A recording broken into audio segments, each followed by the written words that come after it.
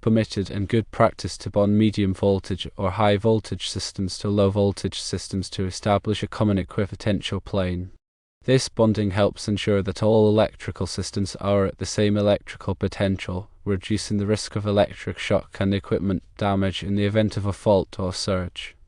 In the United States, the National Electrical Code requires bonding between electrical systems of different voltages in certain situations. For example, National Electrical Code Article 250.104 requires bonding between the grounding electrode system and all metallic enclosures of electrical equipment, including low-voltage systems.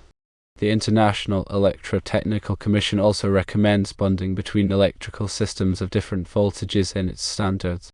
International Electrotechnical Commission 60364.441 2005 states that all accessible conductive parts, including the frames of electrical equipment, shall be connected to the main earthing terminal. Bonding medium voltage or high voltage to low voltage systems provides several benefits. Firstly, bonding helps ensure that all electrical systems are at the same potential, reducing the risk of electric shock if a person comes into contact with multiple systems. Secondly, bonding helps protect equipment from damage caused by voltage surges or faults. By providing a low resistance path for fault currents, bonding reduces the voltage stress on equipment and minimizes the risk of damage. Thirdly, bonding simplifies the grounding system by providing a common equipotential plane. This reduces the need for separate grounding electrodes and makes it easier to maintain the grounding system. Various methods can be used to bond medium voltage or high voltage to low voltage systems, including direct bonding by connecting the grounding conductors of the different voltage systems directly together. Another method is using a bonding conductor by installing a dedicated bonding conductor between the grounding electrodes of the different voltage systems. Another technique involves a grounding ring, by installing a continuous grounding ring around the perimeter of the facility and connecting it to the grounding electrodes of all electrical systems. Overall, bonding medium voltage or high voltage to low voltage systems is an important safety precaution that helps reduce the risk of electric shock and equipment damage. It is permitted and recommended by industry standards and is a sound practice to follow. Equipotential bonding is a critical safety measure in electrical systems, particularly when dealing with different voltage levels such as medium voltage or high voltage and low voltage. The fundamental principle behind equipotential bonding is to create a common electrical potential across all conductive parts within a specific area, thereby minimizing the risk of electric shock. When a fault occurs, such as a short circuit, the voltage potential can rise significantly. If there are differences in potential between various conductive surfaces, a person coming into contact with these surfaces could experience a dangerous or even lethal electric shock. Equipotential bonding ensures that all accessible conductive parts are at approximately the same potential, thus reducing the voltage difference and the potential for current to flow through a person. Several standards and codes emphasize the importance of equipotential bonding. In the United States, the National Electrical Code, specifically Article 250, provides comprehensive requirements for grounding and bonding.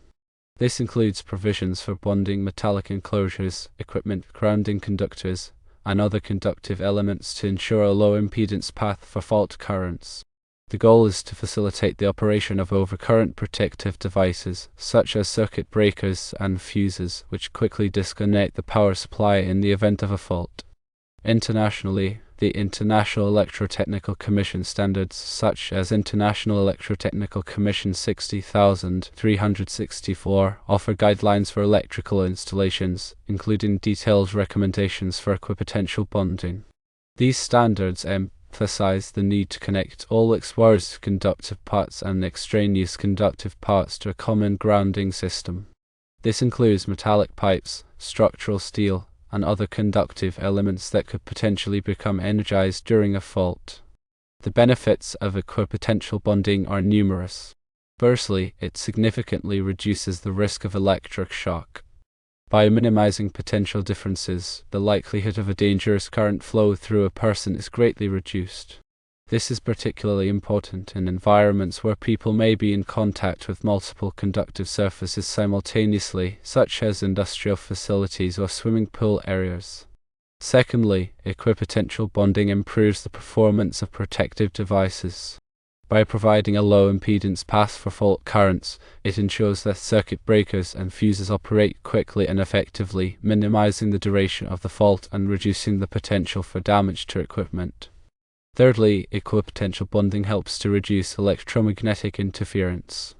By creating a common ground reference, it minimizes the development of stray currents and voltage fluctuations that can interfere with sensitive electronic equipment. Fourthly, it enhances the overall reliability and safety of electrical systems.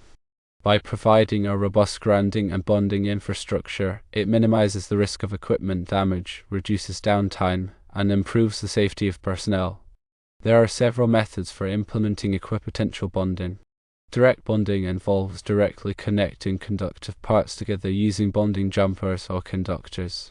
This method is commonly used to bond metallic enclosures, equipment frames, and other conductive elements. Another method is indirect bonding, which involves connecting conductive parts to a common grounding electrode or grounding bus bar.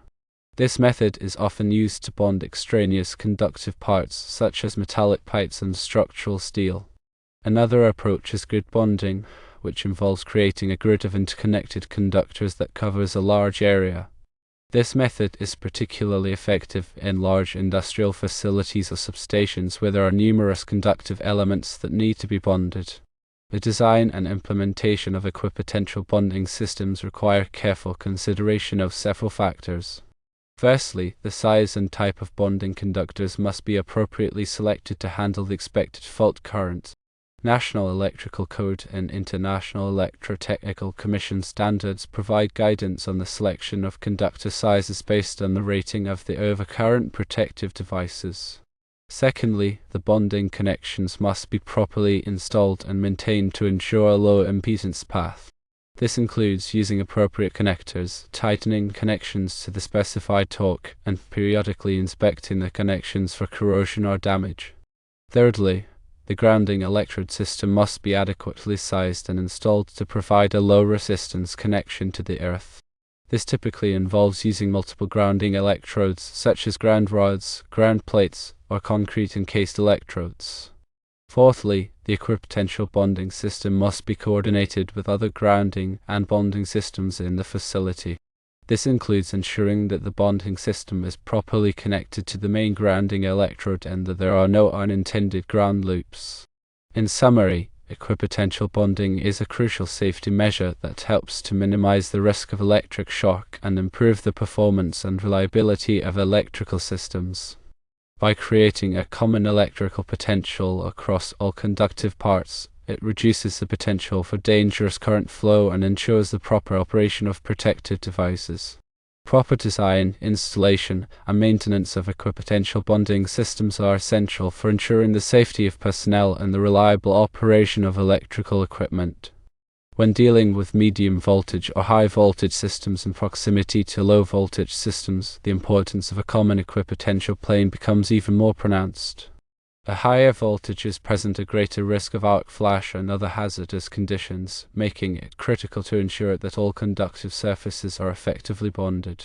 In such scenarios, it's common to implement a comprehensive grounding and bonding system that includes a combination of direct bonding, indirect bonding, and grid bonding techniques.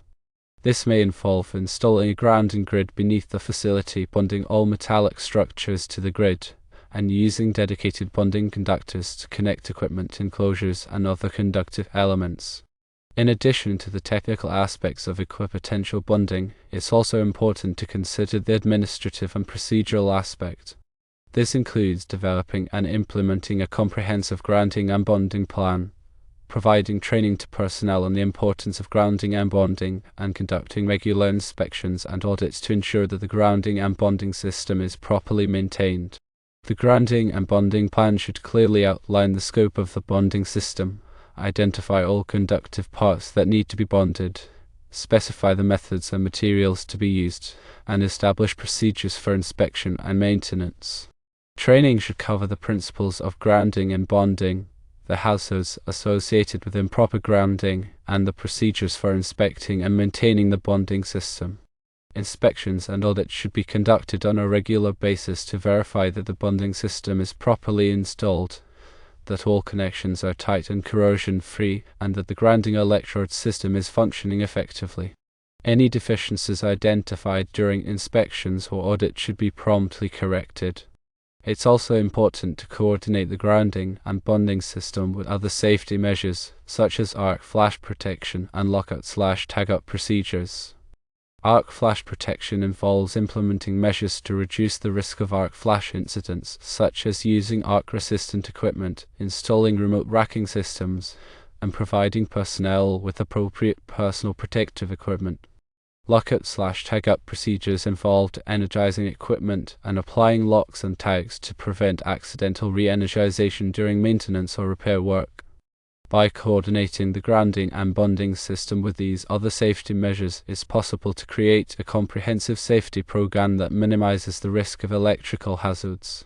Furthermore, the selection of materials for bonding and grounding is crucial for the long-term reliability of the system.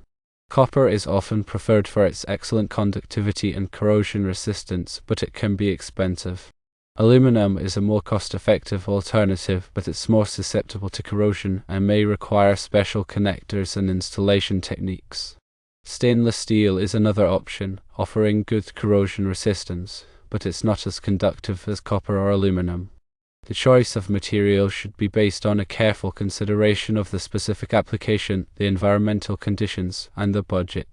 In addition to the materials used for conductors and connectors, the type of grounding electrodes is also important.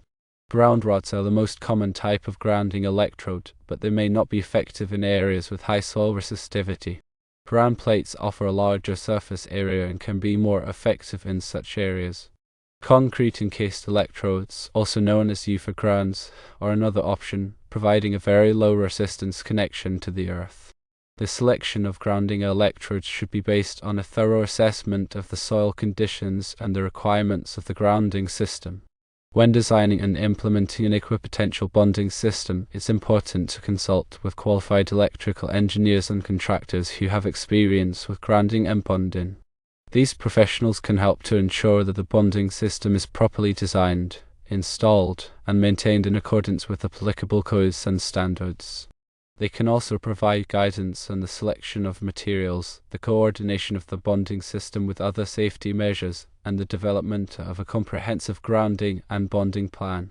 Finally, it's important to remember that equipotential bonding is an ongoing process, not a one-time event. The grounding and bonding system should be regularly inspected and maintained to ensure that it continues to function effectively over time.